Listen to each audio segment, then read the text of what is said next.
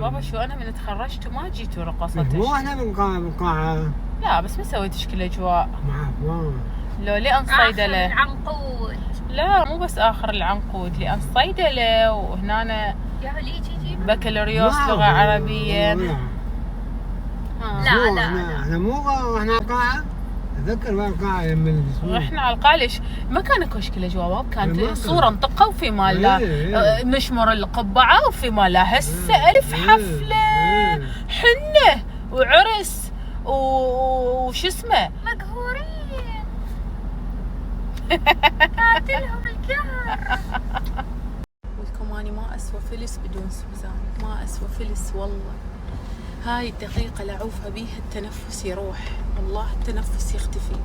عفت اختي وعفت اهلي، قلت لهم اني بعد ما اقدر اعوفها اكثر من هيك يا يابا. يمكن يعني هاي ثاني مرة انا ما اطلع ابد بدونها. يمكن بس من رحت البيروت سويت اللقاء، عفتها 3 ساعات يعني. رحت الصبح للبيروت رجعت العصر، يعني بيوم واحد رحت. وهاي ثاني مرة، ما اقدر عمي. شي مو بإيدي. خلطت الحفلة باعوا الله شاهد، ما مخلي غير ذني الرميشات والحمرة قلم الحاجب وهنا شوي بس. ما شاء الله على بشرتي، ما شاء الله والله كلش حلو وراضي عليها.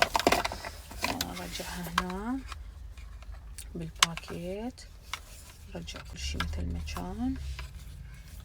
نرتبهن، خاف نريد البسهن مرة لخ. يلا قلم كحل ريدينت، لاصق رموش، شادو ريدينت، كل شي ريدينت مشمر عندي بالسيارة، ما أعوفه نهائيا. كومة سألتوني على الجنطة، الجنطة هاي ماخذتها من دبي، إليزابيتا فرانكي. تخبل مو تجنن، ما يروح موديلها أبد ما يروح موديلها، ظل ترند دائما هاي الجنطة. تخبل أموت عليها، صار لي هواية ضامتها. اليوم قلت لا طلعت اسوى واحد يلبس شي براند. والسود سألتوني عنه من زارة، السود كله من زارة. وها هي. والحذاء نزعته شمرته. طب الحذاء بالحديقة موتني. وين المفتاح؟